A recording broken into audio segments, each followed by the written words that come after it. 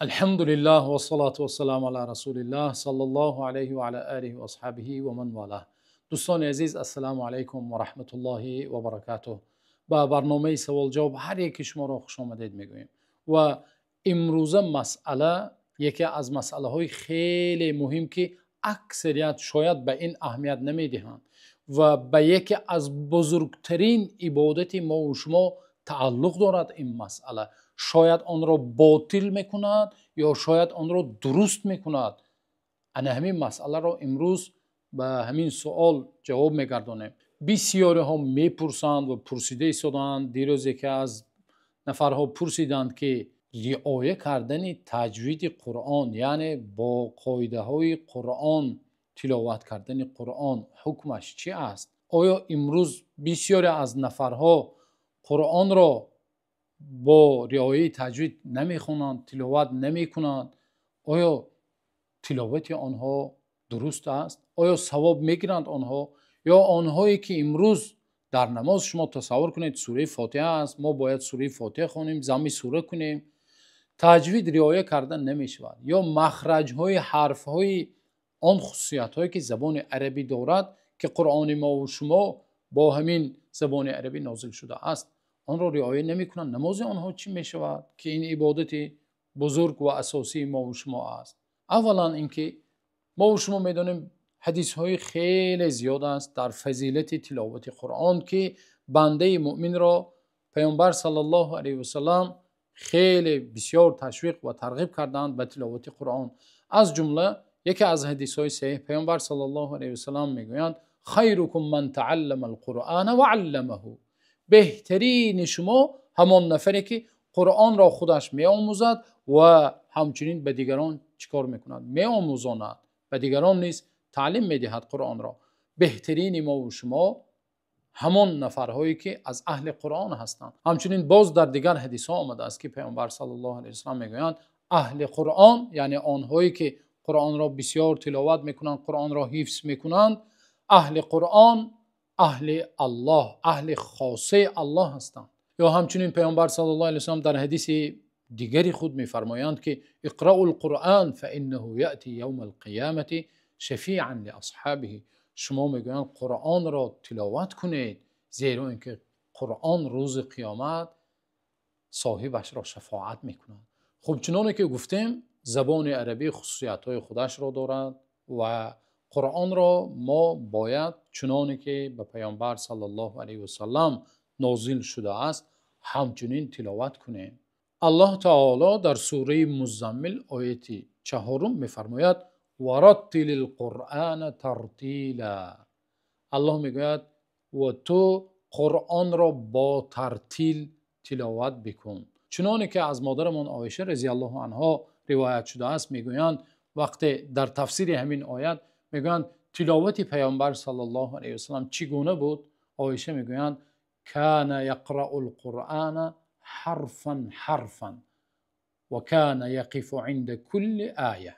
پیامبر صلی الله علیه و سلم همچنان تلاوت میکردند که قرآن را حرف حرف، دانه به دانه، هر یک حرف را حقش را میدادند و همچنین در هر یک آیه قرآن کریم پیامبر صلی الله علیه و سلم در جایی که آخر می آمد می ایستادند، در جای وقف را پیامبر صلی الله علیه و سلم رعایت میکردند. بنابر همین آیات و احادیث مبارک پیامبر صلی الله علیه و سلم علما گفتند که رعایت کردن مخرج حرف ها، یعنی درست نطق کردن حرف های عربی در تلاوت قرآن شرط است و حتمی است و واجب است.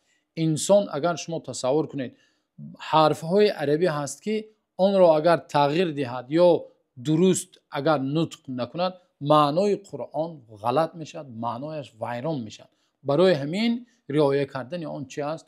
واجب است. حتما انسان همون مخرج حرف ها را، لا اقل مخرج حرف ها را تعلیم گرفته درست باید حرف های قرآن را نطق کنیم و تلاوت کنیم.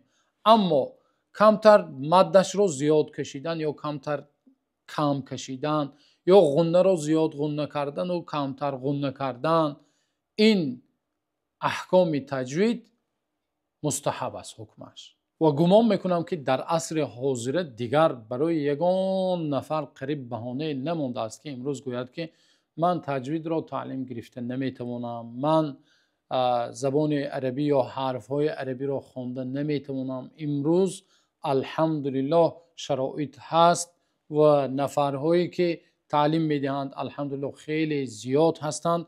بنابراین امروز تصور کنید چقدر نفرها یک زبانهایی را تعلیم گرفته ایستادند که زبان خطایی از همه شاید گمان میکنم که مشکل ترین زبان باشد. زبان خطایی را تعلیم گرفته ایستادند، زبانهای انگلیسی و دیگر همه زبانها را چنانی که اهلش نطق میکند و تلفظ میکند امروز تعلیم گرفته ایستادند. اما قرآن، کلام الله، سخن الله که برای ما و شما بشریت راهنما و هدایت نازل شده است، امروز نماز ما و شما درست بودنش و باطل بودنش وابسته بر تلاوت ما و شما است. لا اقل برادران عزیز، سوره فاتحه و آن سوره هایی که ضم سوره میکنیم ما و شما بگذار که سیرکار باشیم، بگذار که وقتمون بسیار تنگ باشد، لا اقل سوره فاتحه، امروز بعضی نفرها همین سوره فاتحه و سوره های کوتاه هم تماما تجوید را رعایت نمیکنند، از همون کریلی حفظ میکنند و نماز میخوانند. بله درست، انسان باید حتما نمازش را خواند، اما نماز را باید درست خواند. قرآن کریم بله خواندن در کار، اما باید درست خواندن در کار. شما تصور کنید وقتی میخوانید تماما معنایی که آن مرادی که الله تعالی از آن خواسته است، شما همون مراد و مقصد الله را اجرا نمیکنید، معنا تماما غلط میشود. یا مثلا الله سبحانه و تعالی در سوره فاتحه انعمت گفته است، بسیاری ها غلط میکنن انعمت میگویند. وقتی همین یک فتحه را زبر کردن یا ضمه کردن البته معنا را کلا تغییر میدهد. آن نعمتی که الله داده است همان را من نعمت دادم میشود، معنایش معنا پر ویران میشود. و امروز برای آنهایی که برایشان آموختن تجوید خیلی مشقت آور است، برای آنها یک حدیث پیامبر صلی الله علیه و سلم را میگوییم که برایشان بشارت است. شما هرگز ناامید نشوید، شما تعلیم گیرید و قرآن را تلاوت کنید و تجوید را تعلیم گیرید، آموزید.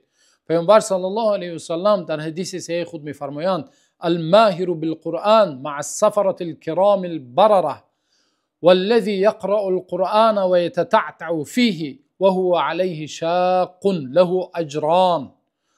پیامبر صلی الله علیه و سلم میگویند آن نفری که با مهارت یعنی با سبکی و با آسانی قرآن را تلاوت میکند همراه فرشتگان نیکوکار کریم است، و آن نفری که قرآن را تلاوت میکند و برایش خیلی پرمشقت است، زبانش گاه نمیگذرد و زبانش خیلی وزنین است، دشوار است، اما با وجود مشقت بودن تجوید را تعلیم میگیرد، تلاوت قرآن کریم را تعلیم میگیرد و کوشش میکند تلاوت میکند، فله اجران. پیامبر صلی الله علیه و آله گفتند برایش 2 اجر است. و باور کنید بعد آن کمترین مشقتی که انسان صرف میکند، وقتی قرآن کریم را، کلام رب العالمین را تصور کنید با عربی با تجوید تلاوت میکنید، این برای انسان یک خیلی نعمت بزرگ است.